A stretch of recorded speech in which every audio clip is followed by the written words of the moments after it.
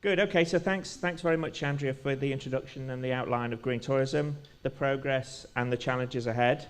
I guess the only thing I want to add to that was just that we have worked hard to recruit and develop a really excellent team of staff. They're all hardworking. That's very important, and dedicated. But most importantly, they're there to share their enthusiasm for green tourism. Hopefully you've got some good experiences of that on a personal level with meeting our team, and we've got a few of our auditors here. Some of them are out on the road this week, but we've got a few here today. I want to really thank them for helping us get to this point, because we couldn't have done it without them. I do tend to think of them as my own team of personal superheroes. I use the word superheroes because they do a tremendous job. In fact, we've also discussed a staff uniform. Tights, underpants, and a cape. What do you think, Stuart? Do you think that's... No, he's maybe not keen. And I don't know about Wendy. You'll see her, she's got a strapped arm, so it's from all that flying that she does, I think, anyway. But anyway, in fact, this is the first time... it's not the first time I've been asked to wear tights. It goes back to the early days, back with Visit Scotland. In actual fact, it was when green was like the funny story in the news, and back in the 90s. And I was asked to dress as a tree to launch green tourism in Scotland in '97. Thankfully, all the negatives have now been recovered, and they've been destroyed, so there's no evidence of it. But it does sort of show us just how things move forward in a circle. And I'm going to use that as a bit of a theme for today, going around in a circle like a revolution. And I think that's going to be a good theme for today, because I do think we are part of a positive revolution. Okay, well, today's about celebrations. That's probably one of the most important things. Of course, this afternoon we have the Gold Star Awards and a chance to share the successes that we've had over the last 2 years. So most of all, I want it to be a really enjoyable day for you all, so please make the most of today. So welcome, ladies and gentlemen. This is the first Green Tourism Conference and Gold Star Award ceremony. 15 years, it does seem a long time. Oh no, maybe it doesn't actually, it's flown by. But since we started back in 1997, we'll continue to have an annual conference every year at this time of year. So hopefully you'll come again and you'll be able to see how we develop. Yes, let me thank you all very much for coming. You represent 185 committed individuals. I think that's important. In fact, it's 2013 this year, and I'd just like to remember that I saw it on the news a couple of days ago, that it's actually 50 years since Martin Luther gave his incredible presentation and the Walk for Justice in America and the Have a Dream speech. So I think it's a good thing to remember that and to move forward from then. And it links in with tourism in some ways, because tourism is about making dreams come true. And so for the future, obviously, it must be a sustainable dream. And if what we hear today, I think you will actually see how we're trying to make that a practical reality. It's wonderful that we're going to share the day with Satish Kumar. He's our Earth Pilgrim, who's given his whole life dedicated for a vision of a gentler relationship with the Earth. And I think we're all looking forward to hearing him later on. At the very least, anyway, already you've helped make Andrea and our dreams come true to have this event even today. So I'm looking forward to future conferences, reviewing our journey and preparing for the next steps.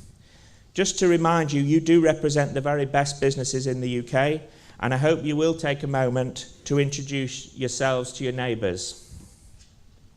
Now, I know they probably don't look like much, but they really know how to make a difference. And if you bear with us by the end of the afternoon, I'm sure you will agree.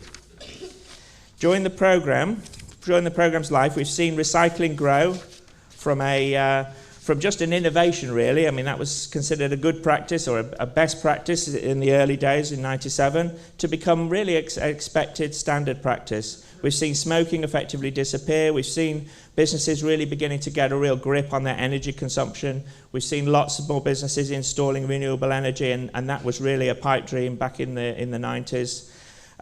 They understand more about the carbon footprint, and we've seen the value of energy and water savings rise dramatically, and of course we've seen the costs. We've also seen the development of the internet. Back again in '97, basic websites, people only just had a website. Email was considered a real novelty, and I looked at some of our old criteria and saw just how basic things were in those days. And now, of course, most people do run their businesses through online booking. Tweets are now really important. Andrea's tweeting every 10 minutes, more or less, and followers and sending up Facebook issues and so on. Having Facebook friendships, YouTube is growing, and certainly we're seeing businesses embed more videos into their websites. I think that's really important, and that's part of the reason why we're live streaming today as well.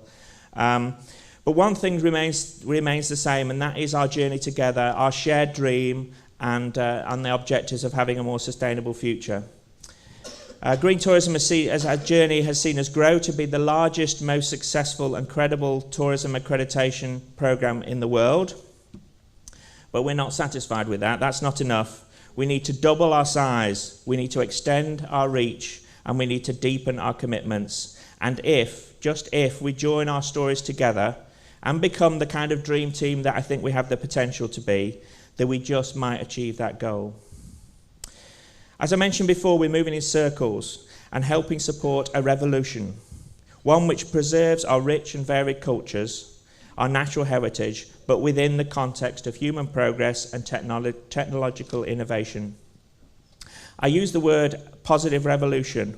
We've put it into a set of criteria from the first criteria we had back in 1997, right through to our next step forward, version 5, which will be rolled out in 2014. I think we've got a slide on that. I'm not pressing the button, so wait a minute, let's have a look at that. In fact, yeah, there we go. Oops. Is that the right one? Yeah? Okay, great. I say it's a positive revolution. As you'll know, all our criteria are all about rewarding positive actions. That's always been implicit within the design of the programme. This goes back to when we first designed the criteria back in 1997, and it follows actually very interesting ideas raised by a chap called Edward de Bono. I don't know if you've heard of him, but he's a sort of a well-known philosopher and thinker, and he wrote a book about the positive revolution. So I would recommend that if you've got time to do some background reading to read about that.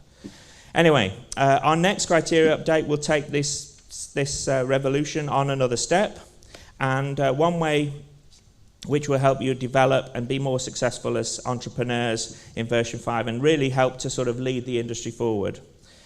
The criteria have been updated over the last 5 years. Some of the issues are becoming commonplace, so we don't need to assess them any longer. So things like mini kettles, that drops out, and no smoking and so on and so on. But new things are coming on, like healthy food options, less processed food, higher efficiency motors, more natural building materials, HFC-free cooling. There aren't any systems at the moment in green tourism that have avoided HFCs in their cooling systems, so that's a new one. But it is possible. There are a few examples in the world. And lowering our carbon footprints. Our changes are coming under the strapline, simpler and better. This means more appropriate checklists based around each industry type. So we'll have a B&B checklist, a self-catering, hotel, tour operator, activity provider. As we have hundreds of businesses in each type, we can now be more bespoke, and I think that's going to be clearly better. Smaller sites, budget hotels, they're going to be scored on 50 actions, not 60. That's going to make the process more streamlined, more efficient. It's going to be more fit for purpose for them, and of course it's going to be simpler, a simpler process or a slightly simpler process, and that's going to be simpler and better. You've seen that we've updated the website. And we're going to be doing technical updates this winter, so my task is to update our fact sheets. We have over 100 fact sheets, but of course they need overhauling and working on, so I've got to do that. Tools to help record energy information better, we can improve that. We can develop, and we are developing relationships with the green supply chain, so again, helping people green the supply chain as well and move the whole issue forward. And of course, that's all going to be both simpler and better. We're going to grow the marketing benefits for green tourism. We've worked very well in the past with partners like Visit England and the various destinations, but we know we have to be doing more ourselves as well. So we're going to be working more with the Green Hotelier magazine as a media partner, and we hope to share your stories with the world. So that's another way in which we're going to really drive it forward. And of course, Green Hotelier is known globally, so again, it's helped to raise the profile of sustainable tourism. I think this is how we're going to demonstrate that we're going to be both simpler and better. The new criteria are going to be available for consultation from December through to mid-February 2014. Then we will complete the exercise, we'll train our assessors on any of the changes, and then we'll be open for version 5 applications from April 2014.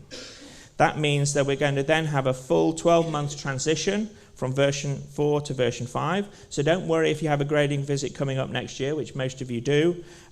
You will have a choice of which version you'll use. You can look at the criteria and decide, and then that's going to be basically the same process as we did through our other transitions from version 1 to version 5. If you want to contribute to our consultation, please let us know at our stand. Jane's here, and she'll take any contacts so we can follow up with you on that side of things. Okay, I'll go on to the next one. Right, I just wanted to highlight a little bit about the reason I've used this word revolution. It's quite interesting because you kind of think, well, that is not really tourism, is it? But in actual fact, it comes from the Greek word tournos, meaning to revolve around a central point, like a round trip. So that's where the whole concept of tourism came from. It has its roots in a biblical word called Tur, which represents Moses' expedition to Canaan. So I do put it to you that green tourism is about a gentle, positive revolution. Tourism is about changing perspectives, and green tourism is about changing behaviour as well, and therefore tourism is a gentle revolution. What better way could we inspire the next generation towards being sustainable than through sustainable green tourism? As we'll hear later from Satish, tourism is also about pilgrimage, about reverence, about positive changes, and I think he's going to draw on that for his presentation later. Satish is a great patron, is a super chap to be working with and to know. He's our keynote for this year. His service goes back to the days of Gandhi and the gentle revolution that he started, well, fairly gentle, which generated the Commonwealth and India, which is the world's largest democracy. So, as we revolve, we also see green tourism come to Canada through a small team of committed environmentalists and entrepreneurs based in British Columbia. A good partner to have, based in the Commonwealth. Angela, the CEO of Green Step, is going to be presenting to you in a little while after me. But before that, I wanted to make another thank you, and that's to the representatives of Cameroon. Now, there were a group from Cameroon who were trying to get here. Unfortunately, they couldn't get their visas in time, but they've been following us. They're going to follow us online, obviously, so that's going to be great. That's our first connection as green tourism with Africa, and it's a part of the world I'm very familiar with from my own tourism adventures. So I'm going to finish by telling you a short story, a personal story, and today is all about stories, so I think it gets us onto that theme. From the first hunter-gatherers right the way through to man's trip to the moon, we've all got stories, and we do need to tell them and inspire others to greater actions. I think that's really the whole human journey, is so much about that. My Africa story goes back to Tanzania 5 years ago. I was doing an adventure with a friend and cousin, and after climbing Mount Meru, we decided to have a bit of a boys' own adventure, and we went to meet the last 3,000 hunter-gatherers in Tanzania. They are a group called the Hadza tribe. Has anybody heard of them? The Hadza tribe? Okay, they're like the Bushmen of the Kalahari. They have a click language, but like I say, there's only a few thousand of them left, and they live on the margins of society. So when we went to go and visit them, and they live under this particular group, were living at that time, and they obviously move around, we're living under a baobab tree, and we had a local guide, Issa, who took us out. If you want to, you can look up green tourism and Hadza tribe, and you should find some videos of the adventure we had. But anyway, we had to pass onion farms. We had to go walking through areas where there were cattle and goats all being herded, all of them very thin because the dry season had really taken hold. And then we saw this arrow on the path, and we followed it, and then we came to the tribe, the Hadza tribe. Now hunter-gatherers, they don't really need the rest of us. We all need each other. We can't get to work without buses. We can't travel without so much of the rest of modern society. But these hunter-gatherers, they don't need any of us. They really need no one. They prefer to remain isolated from our world. They don't need herdsmen. They don't need farmers. In fact, because of those developments in that area, life is getting harder for them because wild game is getting scarce, and they're living on the margins. They don't want or need money. In fact, they're the last people that aren't part of our economic system. And I mean, in some respects, that's wonderful, amazing to think that we have a culture and a world that still allows that kind of society to exist. But of course, it's very difficult for them in some ways. And the other thing was, how do I as a visitor develop a relationship with such people? So anyway, I brought some things along. I brought some jars of honey. So these are them. This is the honey jars I brought. So I took basically some things from a local supermarket. It wasn't actually that far away. It was only about 5 hours away to get to a supermarket. So it's still amazing to think such a juxtaposition of cultures. But I took along some jars of honey so we could exchange that. I took some carrots. I took along some arrowheads. And in exchange, the tribe agreed to take us out hunting for a day, to join the women looking for tubers and doing some gathering with them. Honey's really important to that tribe. It's especially prized. It was out of season at the time, so in that respect they were really delighted to have got this product. So we had a wonderful adventure, and we went hunting small antelope. Probably not great for the antelope, but anyway, we enjoyed it. We returned, and I noticed there was plastic rubbish in the camp. Now, I think that possibly what happened is some local villagers had been trading with them. They maybe traded a bit of alcohol because there were some cans of alcohol, just a few. Or maybe it would be an ignorant tourist. Maybe tourists had been there and had exchanged the wrong sort of thing. So anyway, we were a bit concerned about that. And being Green Tourism fan, as I am, we decided that we were going to clean up the camp for them. Now, I don't think they really have a concept of rubbish, because everything they use, obviously, is natural. They're using wood, and they make everything. They make their own oils, and all the other things they do, they make from the animals they catch and from the nature that that lives around them. So they don't really think about rubbish. So it was the very least we could do was to pick up the rubbish. So we did a little pick. And this is what we found. All this lot. Sorry to make a mess. Andrea knows I always make a mess wherever I am, so anyway, I'll clear it up in a minute. But they found all these things. And what are they? These are battery cases. And what they'd done is they'd come across these batteries because they went out with the went out into the area where the herdsmen were, and all the herdsmen have got torches. So they collected these batteries, they opened up the cases, and they were drinking and chewing the contents of the batteries because they just didn't recognize them as part of their world.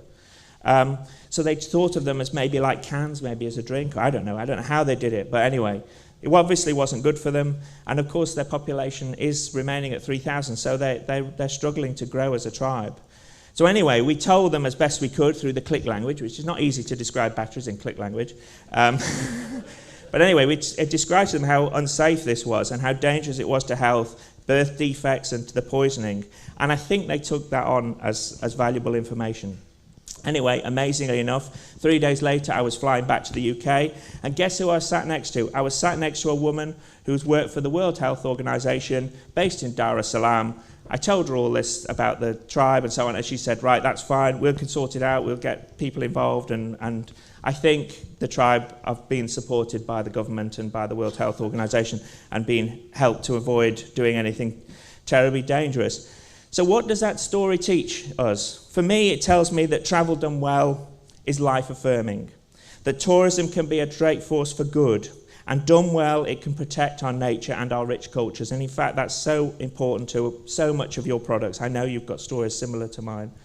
It reminds me also that simple acts of kindness, like picking up litter, can have far-reaching consequences. If we hadn't gone around picking up the rubbish, we wouldn't have identified that, and we wouldn't have been able to solve that problem. And that working well together, we can achieve some absolutely extraordinary things. So this is just one of my little Africa stories. Andrea's always hesitant about me sharing these sorts of things. But if you like this one and persuade Andrea, maybe I'll tell you another one next year. I do have one when I met Douglas Adams over in the Congo a long time ago, so that's a nice story, and I'd like to share that one day, but when the time's right, we will. Anyway, but today is all about stories, and today we're going to hear some really great and inspiring stories. So if you can share your stories, link it with our own, highlight them as Green Tourism stories, and hopefully use the logo. Use the logo, please. You know, we can hopefully build a brand and followers provides life-affirming hope about the wonderful world that we're sharing, and that preserve these wonderful cultures and so on. Our next story is about British Columbia, where we've been working now for over 3 years, piloting green tourism in Canada, which is based upon the UK programme. We signed an MOU agreement with Green Step Canada, nice small business, very committed people. I've got lots of stories about them as well, but I can save it. And we need to finish, yeah? Okay. And we have a 3-year license arrangement with them. So I'm gonna hand over to Angela. So if Angela in British Columbia, if she's there, or if she's through the ether, she's going to come and...